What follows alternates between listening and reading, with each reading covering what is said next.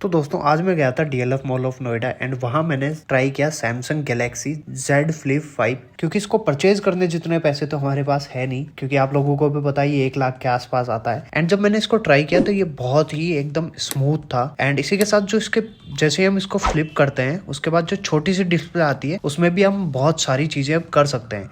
Camera use कर सकते हैं, बहुत सारे शॉर्टकट्स भी यूज कर सकते हैं। एंड कैमरा इसका बहुत ही अच्छा था। इवन यहाँ से हम फोटोज भी क्लिक कर सकते हैं डायरेक्टली। और भी बहुत सारे विजेट्स यहाँ पे ऐड करके हम यूज़ कर सकते थे। जैसा कि आप लोगों को पता है Z Flip 4 में हम ये चीज़ें नहीं कर सकते थे क्योंकि उसकी डिस्प्ले छोटी थी एंड दिखने में भी बहुत प्यारा था। एंड हिंज भी काफ़ी पतली है, पहले से 4 के मुकाबले 5 में बहुत पतली हिंज है। हालांकि हमें महसूस तो होता है जब हम यूज़ करते हैं इसको, तो हमें जैसे ही फुल स्क्रीन पे हम यूज़ करते हैं तो हमें पता चलता है कि बीच में कुछ अटक रहा है, लेकिन फिर भी एक बहुत ही प्रीमियम लुक आ रही थी इसकी। हाथ में भी आप लोग देख सकते हो, एकदम अलग ही लग रहा था। एंड इसको हाथ में पकड़ने पे बहुत ही एक प्रीमियम सी फीलिंग आ रही थी, जैसा कि आप लोग यहाँ पे देख ही सकते हो। मेरे को बहुत ही प्यारा लगा।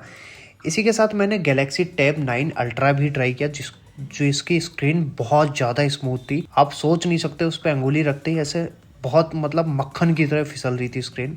एंड ये कीबोर्ड के साथ था, तो आई थिंक ये 1,09,000 के आसपास होगा।